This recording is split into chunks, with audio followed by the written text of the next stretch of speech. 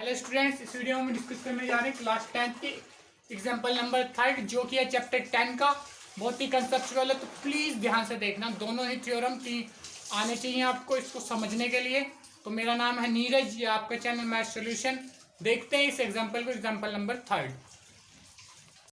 तो ये एग्जाम्पल 3, इसके लिए बस ये वीडियो है और इसमें और कुछ डिस्कस नहीं करूँगा, ठीक है, क्योंकि ये बहुत कंसेप्चुअल जैसे कि मैं पहले ही बता चुका हूँ। तो P Q is a cord of length 8 centimetre, ठीक है। तो ये तो मैं दिख ही रहा है यहाँ पे, ये 8 सेंटीमीटर की कॉर्ड है पी क्यू, ठीक है। A circle of radius 5 centimetre, ये ओपी, यहाँ पे रेडियस है 5 सेंटीमीटर की। The tangent at P and Q, P and Q पे कोई टेंजेंट आ रही है किसी पॉइंट टी से। तो इस पॉइंट टी से ये दो टेंजेंट जा रही हैं, ये एक कॉर्ड फॉर्म हो रही है 8 सेंटीमीटर की पी क्यू, और ये रेडियस है। तो हमें फाइंड करने के लिए कहा है टीपी, लेंथ ऑफ टेंजेंट। इस लेंथ की, इसकी टेंजेंट की लेंथ फाइंड करने के लिए हमें कहा है। तो किस तरीके से इसकी लेंथ फाइंड करेंगे?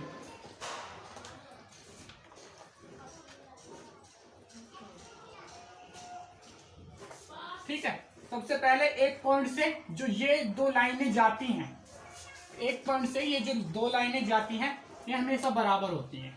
TP is equal to TC,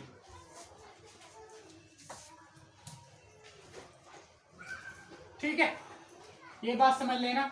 अब हमारे पास एक ट्रायंगल, इस पॉइंट को जहां पे इंटरसेक्ट करिए कुछ नाम दिया हुआ है, इस पॉइंट को नाम दिया हुआ है R, तो इसको R हम लिख लेते हैं, ठीक है। बुक में भी ऐसा ही फिगर दिया हुआ है। तो अब हमें क्या करना है, इसको सॉल्व करने के लिए जो चीजें हमें आनी चाहिए, एक तो कुछ जो इससे पहले मैंने डिस्कस किया इस चैप्टर में वो पता होना चाहिए, और सिमिलैरिटी का कॉन्सेप्ट पता होना चाहिए, सिमिलैरिटी कैसे करते हैं। अब सबसे पहले स्टार्ट करते हैं, कुछ मैं 2-4 चीजें बताता हूं, ठीक है।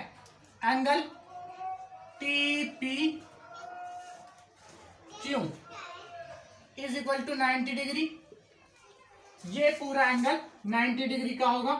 क्यों 90 डिग्री का होगा पता ही होगा आपको, क्योंकि रेडियस से जो टेंजेंट करती है, तो रेडियस से टेंजेंट हमेशा परपेंडिकुलर होती है किसी सर्कल में।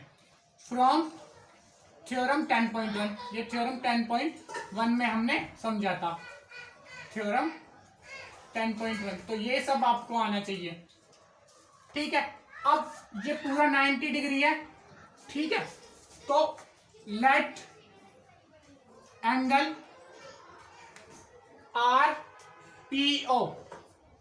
RPO is equal to theta, ये थीटा है, ठीक है। क्यों नहीं है, ये थीटा है, या मैं कुछ और ही लिख लेता हूं, एंगल लिख लेता हूं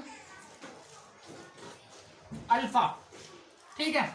ये एंगल को अब अल्फा मान लिया, तो ये वाला एंगल 90 माइनस अल्फा हो जाएगा, क्योंकि ये पूरा 90 था, ये अल्फा, तो ये 90 minus alpha. It implies that angle TPR is equal to 90 minus alpha. अब देखो यहाँ पे ये हो गया 90 माइनस अल्फा, ये वाला, ठीक है।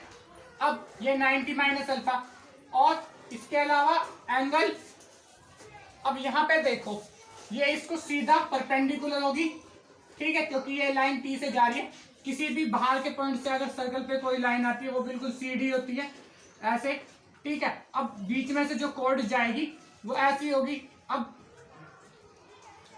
इस पॉइंट से देखो, अगर वैसे तो कॉर्ड टेढ़ी भी बन सकती है, ऐसे भी कॉर्ड हो सकती है, पर अगर ये पॉइंट T है, अगर ये कॉर्ड टेढ़ी होती, मतलब इस तरीके से होती, ये यहाँ पे एंगल इक्वल फॉर्म नहीं करती, जो कि 90 डिग्री का होगा। तो यहाँ पे क्या होता कि ये टेंजेंट ऐसे ही बीच में अटक जाती, और ये यहाँ पे बीच में अटक जाती, ये छोटी टेंजेंट हो जाती, ये बड़ी टेंजेंट हो जाती, जो कि पॉसिबल नहीं है एक पॉइंट से अलग अलग टेंजेंट होना, ठीक है। समझ में आ रही है बात मेरी? ठीक है, तो अब यहाँ पे ये 90 डिग्री होगा। ठीक है, तो angle P R O, angle P R O is equal to,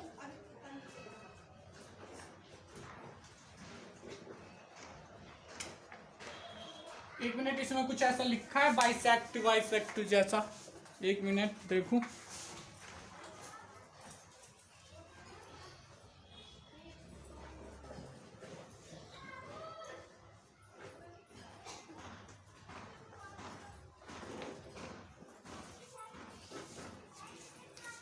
ठीक है, ऐसा कुछ तो नहीं लिखा, फिर भी इन्होंने दिया हुआ उस तरीके से। ठीक है, तो angle P R O is equal to 90 degree, और इसके साथ ही ये इधर वाला पी आर ओ के साथ ही P R T, angle P R T भी 90 डिग्री का हो जाएगा। अब अगर ये टी पी आर 90 डिग्री का है, ठीक है, T P R 90 minus alpha है, तो देखो ये तीनों प्लस करके ये 90 का हो गया हमारा, ये तीनों प्लस करके 90 का होना चाहिए, 180 का होना चाहिए, तो 90 प्लस 90, तो यहाँ पे ये कितने का हो जाएगा, अल्फा का। अब सेम ये अल्फा है तो ये 90 माइनस अल्फा हो जाएगा, क्योंकि ये राइट एंगल में दो एंगल का सम 90 के बराबर होता है, जो 90 से दूसरे वाले हैं। ठीक है, तो अब यहां से ये अल्फा हो जाएगा, ये 90 माइनस अल्फा, ये 90 माइनस अल्फा, तो हम कह सकते हैं यहां से, now in triangle, now in triangle P R T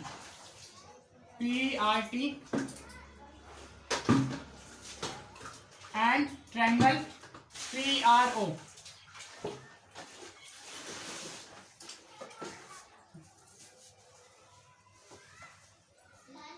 angle, या रुको इसको मैं बाद में ही नाम दूंगा, पहले मैं इक्वल करवाता हूं। ठीक है, क्या क्या इक्वल है, PRO is equal to PRT, PRO equal to PRT, और एक और चीज जो इक्वल होगी, एंगल TPR या angle PTR is equal to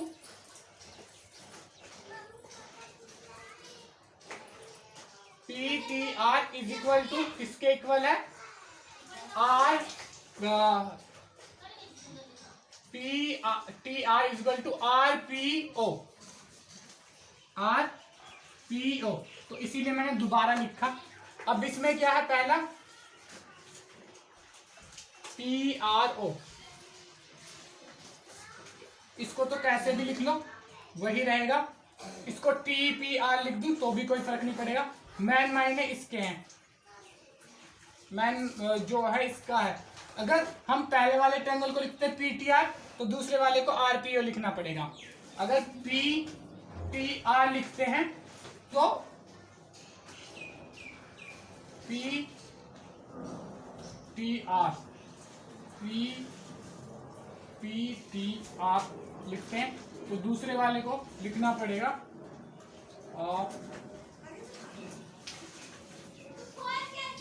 O P R, तो ये ओ पी आर ही लिख लेते हैं, ओ पी आर, क्योंकि पी पे जो एंगल बन रहा है वो ओ के बराबर है, 90 minus alpha 90 minus alpha, T पे जो एंगल बन रहा है अल्फा वो पी के बराबर है, पी पॉइंट पे जो यहाँ पे एंगल बन रहा है। ठीक है, ठीक है, इस एंगल का आर पे जो एंगल बन रहा है वो आर के बराबर ही होगा, 90 90। ठीक है, इसको भी इसी तरीके से लिख लेते हैं, पी पे जो एंगल बन रहा है वो किसके बराबर है, पी पे जो एंगल बन रहा है वो ओ के बराबर है।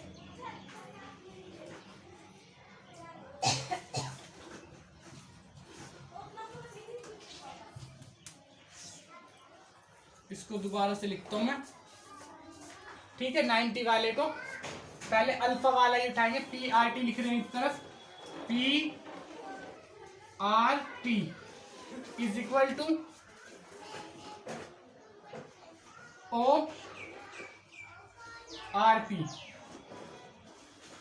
तो इस तरीके का हिसाब हो जाएगा। अब चाहो ये लिख दो या ये लिख दो, तो यहां पे लिख लेंगे angle triangle P R T and triangle O R P. अब ये दोनों, इसको दो एंगल बराबर हो गए तो हम एंगल से कह सकते हैं, ठीक है। नाउ इन एंगल, इसमें इन एंगलों में देखा हमने कि दो एंगल बराबर निकल रहे हैं, तो हम लिख सकते हैं triangle P R T is similar to, congruent नहीं, similar to O R P. यानी कि इससे क्या होता है, P R upon O R is equal to R T upon, it implies that, लिख लेना यहाँ पे सिमिलैरिटी के फॉर्मूले से। तो इससे क्या होता है, इसकी साइड भी रेशियो बराबर होते हैं, P R upon O R, R T upon R P is equal to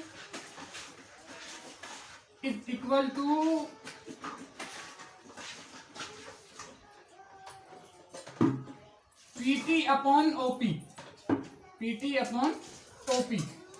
तो ये इस तरीके से हमारा निकल जाएगा। अब इसको आगे डिस्कस करने के लिए यहाँ पे से मुझे थोड़ा मिटाना पड़ेगा।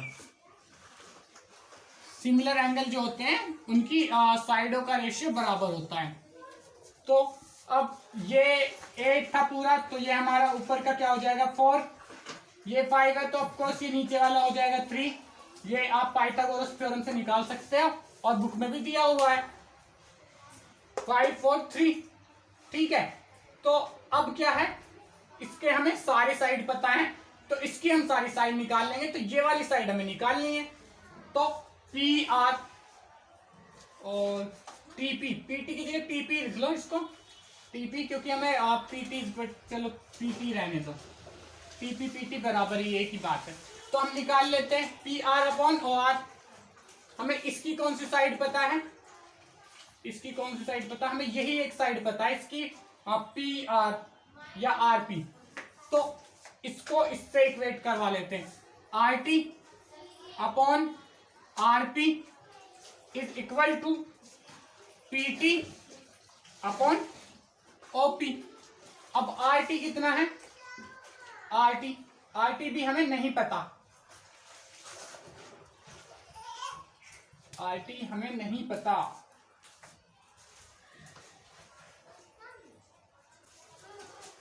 ठीक है, तो अब हमें पहले आर टी भी फाइंड करना पड़ेगा। तो उससे पहले आर टी, हमें पी आर पता है, देखो चलो पहले करके देखने की कोशिश करते हैं, हर चीज ही लिख लेते हैं। पी आर हमें पता है 4 अपॉन आर पी क्या है, R P, P R upon O R क्या हमारे पास 3, 4 upon 3 is equal to R T upon R P, R T upon R P हमें पता है आर पी है 4। तो यहां से आर टी निकाल लो, 4 4 जा 16 divided by 3 is equal to R T. तो ये आर टी की वैल्यू आ गई यहाँ पे, ठीक है। इसको चाहे तो डिवाइड करके अपने हिसाब से लिख दो।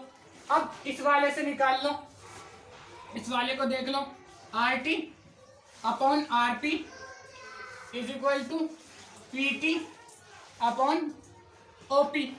अब आर टी की वैल्यू हमें पता है 16/3 और आर पी की वैल्यू क्या है, आर पी की वैल्यू है 4, यहाँ पे इंटू 4 कर दो, आर पी आ जाएगा ना, नीचे आर पी लिखो पहले ऐसे, फिर आर पी की 4 लिख लो, आर पी की वैल्यू 4 है, is equal to P T तो हमें निकालना ही है, अपॉन ओपी हमें पता है 5।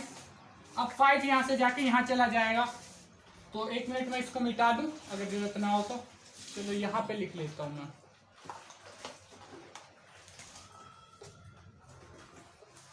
ठीक है, अब 5 इधर चला जाएगा, 16 into 5 is equal to 3 into 4 is equal to PT. PT को ही टीपी कहते हैं, तो इनको पहले सॉल्व कर लेंगे हम, उसके बाद सॉल्व कर मतलब काट पीट करके पीटी और टीपी बराबर ही होता है, तो निकाल लेंगे। 80 डिवाइडेड बाई 12, तो ये हो जाएगा 40 डिवाइडेड बाई 60, ये हो जाएगा 20 divided by 3 is equal to PT. ठीक है, देख लो, इसको नोट कर लो। ठीक है, तो इस तरीके से हमारी वैल्यू आ गई पीटी की। और अब इसको क्या लिख देंगे, इधर से मैं मिटा दूं, अगर स्क्रीनशॉट ले लिया हो तो 1 2 3 4 5, अगर जिसने पीछे का नहीं लिया था वो दोबारा जाके ले सकता है। ठीक है, तो अब पीटी पता ही है सबको, PT is equal to TP. ये मुझसे गलती हुई थी, चाहो तो इसको लिखने की जरूरत नहीं पड़ेगी, शुरू में इसको पीटी को टीपी लेके रखना अपने हिसाब से। तो टीपी निकालना ना, टीपी इज इक्वल टू 20/3, क्योंकि पीटी 20/3 है, तो यहां से हमने निकाल दिया इस तरीके से। 1 मिनट, हिला शायद कैमरा, हाँ ठीक है, इसको नोट कर लो। तो यही था मेरा एग्जाम्पल समझाने का तरीका, जो कि बुक से तो काफी अलग था, लेकिन मेरे हिसाब से समझने में ये काफी इजी रहेगा जो अभी मैंने समझाया है। ठीक है, तो इसका स्क्रीनशॉट ले लो। एक बार मैं इसको रिवाइज करवा देता हूँ। एंगल रिलेशन देखना हमको, इस ट्रायंगल को, पहले तो 2 ट्रायंगल हमको मिलेंगे, ये वाला और ये वाला। नाम तो खैर कभी भी कुछ भी हो सकता है। अब ये पूरा 90 होता है, तो इनमें से एक अल्फा ले लो, एक 90 माइनस अल्फा हो जाएगा। तो अगर ये 90 माइनस अल्फा होगा तो ये एंगल 90 बन रहा है, तो ये ऑटोमेटिक अल्फा। ये भी 90 बन रहा होगा क्योंकि लाइन इसको बाइसेक्ट कर रही है, इस तरीके से दिख रहा है फिगर में, तो ये अल्फा माइनस 90। इस तरीके से आप इसको सोल्व कर सकते हैं। तो मेरे हिसाब से आपको समझ में आ गया होगा। तो इसी के साथ वीडियो को करते हैं ओवर। अगर ये वीडियो आपको अच्छी लगी हो तो वीडियो को लाइक करें, चैनल को सब्सक्राइब करके बेल आइकन को जरूर दबाएं। इसके अलावा अपने फ्रेंड्स के साथ शेयर करें ताकि उनकी हेल्प हो पाए। Thank you.